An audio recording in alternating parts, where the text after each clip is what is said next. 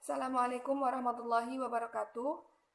Perkenalkan, ismi Yuna Oktavia Rojiah, ana fi Qismut Tarbiyatul Islamiyah bi Jami'ah Al-Islamiyah Al-Hukumiyah Maulana Malik Ibrahim Malang. Saat ini kita akan membahas tentang kitab Ta'limul Muta'allim dan dikarang oleh Syekh Az-Zarnuji rahimahullahu ta'ala. Amin amin ya rabbal alamin. Tayyib, bismillahirrahmanirrahim. Qala musannifur rahimahullahu ta'ala wa bi'ulumihi fid dharaini amin amin ya rabbal alamin. Sebelum kita membahas isi tentang kitab Ta'limul Muta'allim, saya akan membahas sedikit mengenai pendahuluan mengapa Syekh Az-Zarnuji menulis kitab Ta'limul Muta'allim ini. Di sini dijelaskan bahwa ra'aitu katsiran min tulabil ilmi fi zamanina yajiduna ilal ilmi wa la yasiluna aw min manafi'ihi wa thamaratihi wa hiya al-amalu bihi wan nasyaru. Jadi Syekh Az-Zarnuji mengatakan bahwa saya melihat banyak dari siswa atau santri atau penuntut ilmu itu yang semangat dalam menuntut ilmu, namun mereka itu tidak menghasilkan, mereka tidak mendapatkan hasil atau manfaat dan buah dari ilmu tersebut. Nah, kenapa hal tersebut bisa terjadi? Lima annahum akhta'u tara'iqahu wa taraku syara'itahu. Karena mereka itu salah dalam menempuh metode atau jalan dalam menuntut ilmu dan mereka meninggalkan cara-cara dalam menuntut ilmu. Dan dikatakan bahwa wa kullu man akhta'a tariqa dhalla wa la yanalul maqsuda. Dan setiap orang yang salah dalam metode menuntut ilmu, maka mereka itu orang-orang yang sesat dan mereka tidak akan mendapatkan maksud atau tujuan dari menuntut ilmu tersebut. Oleh karena itu, Syekh Az-Zarnuji menulis kitab yang dinamakan sebagai kitab Ta'limul Muta'allim ini sebagai pedoman, sebagai pegangan dan acuan bagi para santri, para murid, para siswa, para penuntut ilmu agar mereka bisa berhasil dalam menuntut ilmu dan mendapatkan manfaat serta buah dari menuntut ilmu tersebut. Dalam kitab ini dijelaskan banyak fasal-fasal, di antaranya ada 13 fasal, namun pada pembahasan kali ini saya hanya akan membahas 2 fasal pertama dari kitab ini. Hal awal yakni faslun fi mahiyatul ilmi wal fikhi wa fadluhu wa faslun fi niyati fi halit ta'allumi. Langsung saja pada pembahasan pertama yakni faslun fi mahiyatul ilmi wal fikhi wa fadluhu, yakni fasal tentang hakikat ilmu, fikih dan keutamaannya. Berbicara mengenai ilmu, ilmu itu bisa didapat melalui belajar, sehingga belajar menjadi hal yang wajib yang harus dilakukan. Nah, mengenai kewajiban belajar ini, Rasulullah SAW bersabda yang berbunyi, "Thalabul ilmi fardhatun ala kulli muslimin wa muslimatin." Yang artinya menuntut ilmu itu wajib bagi setiap muslim laki-laki dan muslim perempuan. Nah, di sini dijelaskan secara rinci muslim wa muslimatin. Artinya apa? Bahwa tidak ada batasan baik muslim laki-laki maupun muslim perempuan, semuanya wajib menuntut ilmu. Karena apa?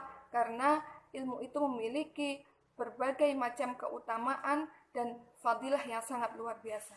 Berbicara mengenai keutamaan ilmu, di sini dijelaskan bahwa wa syarafal ilmi la yakhfa ala ahadin id huwa mukhtasun bil insaniyati. Dan keutamaan ilmu itu tidak ada yang meragukan. Jadi tidak ada yang mengkhawatirkan, tidak ada yang meragukan tentang benar-benar adanya keutamaan dan keagungan ilmu tersebut. Dan ilmu ini huwa mukhtasun bil insaniyah, hanya dikhususkan dengan sifat manusia saja. Karena apa? Karena hanya manusia yang memiliki ilmu, karena manusia adalah makhluk akil, makhluk yang berakal. Sedangkan makhluk lain seperti hewan itu tidak berakal. Bahkan Allah Subhanahu wa taala menunjukkan kemuliaan ilmunya. Di sini dijelaskan azharahullahu taala faddala Adam alaihi salatu wasalam alal malaikati wa amarahum bisujudi lahu. Jadi Allah itu mengangkat Nabi Adam karena kemuliaan ilmunya dengan menyuruh atau memerintahkan kepada para malaikat untuk bersujud kepadanya. Bahkan saat itu tidak hanya malaikat, seluruh makhluk termasuk jin, iblis, syaitan itu juga disuruh untuk sujud kepada Nabi Adam alaihi salam. Karena Nabi Adam adalah manusia yang berakal, dan karena kemuliaan ilmu atau keutamaan ilmu yang dimilikinya, ia lebih unggul dibanding makhluk-makhluk Allah lainnya. Untuk kemuliaan ilmu ini Syekh Muhammad bin Hasan ibnu Abdillah menjelaskan dalam syair yang tertulis dalam kitab Al-Ala, yakni ta'allam fa innal ilma zayyin li ahlihi wa fadlun wa inwanun li kullil mahamidi. Belajarlah ilmu, karena ilmu itu adalah penghias bagi pemiliknya dan menjadi keutamaan baginya serta tanda bagi setiap perbuatan terpuji. Jadi ilmu itu menjadi penghias bagi pemiliknya. Kita tahu bahwa perhiasan adalah sesuatu yang berharga. Orang kaya yang berilmu itu lebih berharga, lebih dihormati, lebih disegani daripada orang kaya yang tidak berilmu. Begitu juga dengan wanita. Wanita yang cantik itu, yang berilmu, itu lebih cantik, lebih anggun, lebih indah dipandang daripada wanita cantik yang tidak berilmu. Nah, selanjutnya bagaimana cara menuntut ilmu tersebut? Dijelaskan, yakni wa kun mustafidan kulla yaumin ziyadatan minal ilmi wasbah fi buhuril fawaidi. Tuntutlah ilmu setiap harinya. Untuk apa? Untuk menambah ilmu yang kamu miliki, dan berenanglah di lautan keutamaan ilmu tersebut. Jadi kita diminta untuk menuntut ilmu setiap hari. Setiap hari, bukan menuntut ilmu sekali kemudian untuk selanjutnya tidak, tapi menuntut ilmu setiap hari, qalilan wa qalilan, walaupun sedikit demi sedikit, dan berenanglah di lautan keutamaan ilmu tersebut. Nah, namun tidak menutup kemungkinan meskipun menambah setiap hari, tapi juga tetap menjaga ilmu yang sudah dimiliki. Karena apa? Ilmu itu seperti binatang buas. Ketika kita tidak bisa mengikatnya, menjinakkannya, merawatnya, maka ia akan kabur. Tapi ketika kita bisa mengikatnya, menjinakkannya, merawatnya dengan mencatat, murojaah, mutolaah, maka ilmu tersebut bisa tetap berada di sisi kita dan bahkan bisa dijinakkan. Seperti itu. Kemudian pada bait selanjutnya ini berbicara mengenai fikih. Karena tadi fasal ini membahas tentang ilmu, hakikat ilmu, fikih, dan keutamaannya. Yang berbunyi, tafaqqa fa innal fiqha afdalun qaidin ilal barri wa taqwa wa a'dalu qasidin wal ilmul hadi ila sunanil huda wal husnu yunji min jami'i syadaidi.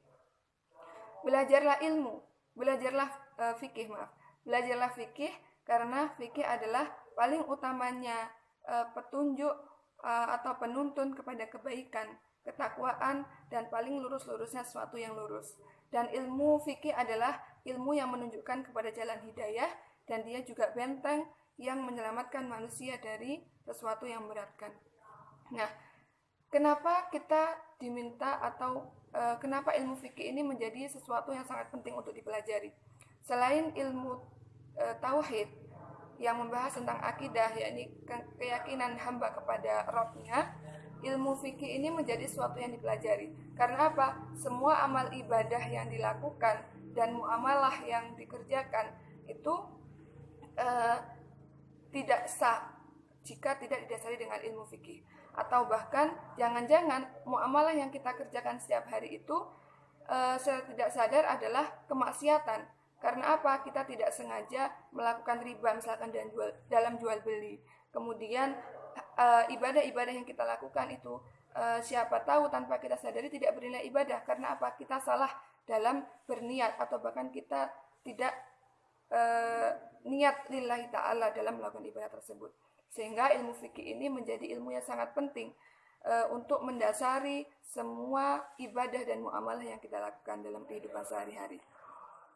Nah, terkait keutamaan ilmu fikih ini dijelaskan dalam bait selanjutnya, fa inna faqihan wahidan mutawarri'an asyaddu 'ala syaitani min alfi 'abidin. Orang yang ahli fikih, satu orang yang ahli fikih yang wara', yakni yang menjauhkan diri dari hal-hal yang dilarang Allah dan menjalankan semua yang diperintahkan Allah, itu lebih sulit bagi syaitan untuk digoda, lebih berat bagi syaitan untuk digoda daripada satu orang yang abid atau ahli ibadah. Namun di sini digarisbawahi ahli ibadah yang tidak paham fikih. Nah, itu tadi adalah penjelasan tentang keutamaan menuntut ilmu dan keutamaan mempelajari ilmu fikih. Untuk selanjutnya yakni faslun fin niyati fi hali ta'allumi, yakni fasal dalam niat menuntut ilmu. Nabi SAW bersabda, innamal a'malu binniyat, sesungguhnya setiap perbuatan itu tergantung pada niatnya. Sehingga perbuatan yang kita lakukan itu sah atau tidak, diberi pahala atau bahkan diberi balasan dosa, itu tergantung pada niat yang kita ucapkan. Nah, bagaimana niat dalam menuntut ilmu yang dijelaskan dalam kitab Ta'limul Muta'allim ini, yakni wayam bagian wiyal muta'allimu bi talabil ilmi ridallaha ta'ala wad darul akhirati wa izalatul jahli an nafsihi wa an sa'il jihali wa hiya ad-dini wa ibqa'al islami fa inna baqa'al islami bil ilmi wa laysihu zuhdu wa taqwa ma'al jahli. Jadi sebaiknya para murid, para santri itu niat menuntut ilmu itu yang pertama yakni ridha Allah Ta'ala, untuk mencari ridha Allah Subhanahu wa Ta'ala. Jadi menuntut ilmu itu tidak untuk mencari pekerjaan, tidak untuk mencari penghormatan di depan orang-orang maupun di depan guru, tapi semata-mata untuk mengharapkan ridha Allah Subhanahu wa Ta'ala. Yang kedua yakni waddarul akhirati, yakni untuk kesenangan akhirat. Kemudian wa izalatil jahli, untuk menghilangkan kebodohan. An-nafsihi, baik kebodohan dalam dirinya, wa ansa'il jahali, maupun pengaruh kebodohan dari orang-orang yang bodoh, orang-orang yang bodoh lainnya.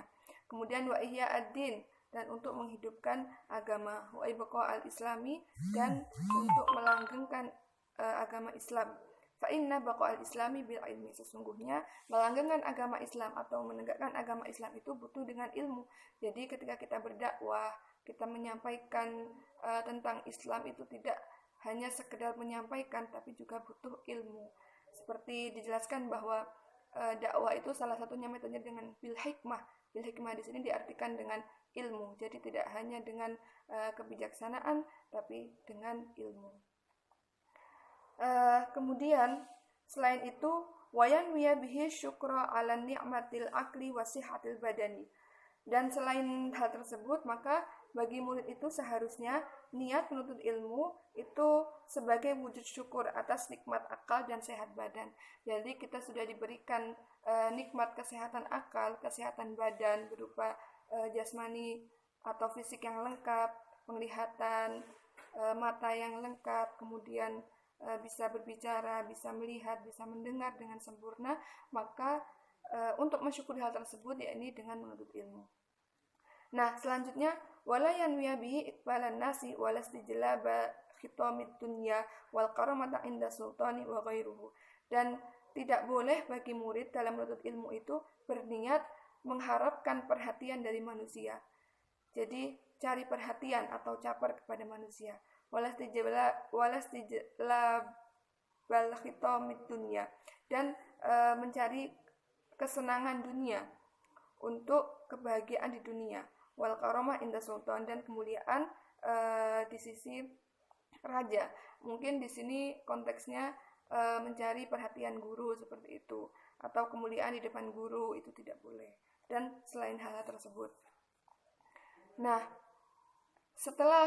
jika kita sudah memiliki niat yang benar sesuai dengan yang dianjurkan tadi, maka kita akan merasakan ladzatul ilmi atau kelezatan dalam menuntut ilmu. Dan dijelaskan bahwa wa man wajada ladzatal ilmi wal amali bihi qallama yarghabu fima indan nas. Jadi orang yang sudah merasakan kelezatan ilmu, maka mereka tidak akan terpengaruh atau sedikit keinginannya untuk urusan-urusan duniawi yang berhubungan dengan manusia. Karena apa? Karena mereka sudah merasakan lezatnya ilmu.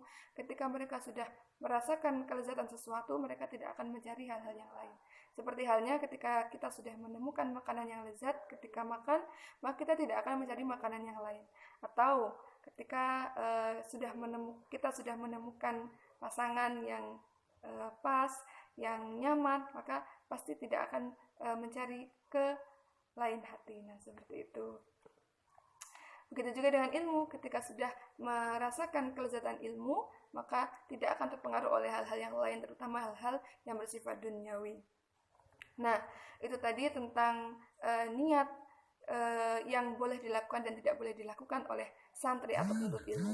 Maka وينبغي لطالب العلم أن يتفكر في ذلك فإنه يتعلم العلم يجتهد كثير فلا يصرفه إلى الدنيا الحقيرة القليلة الفانية.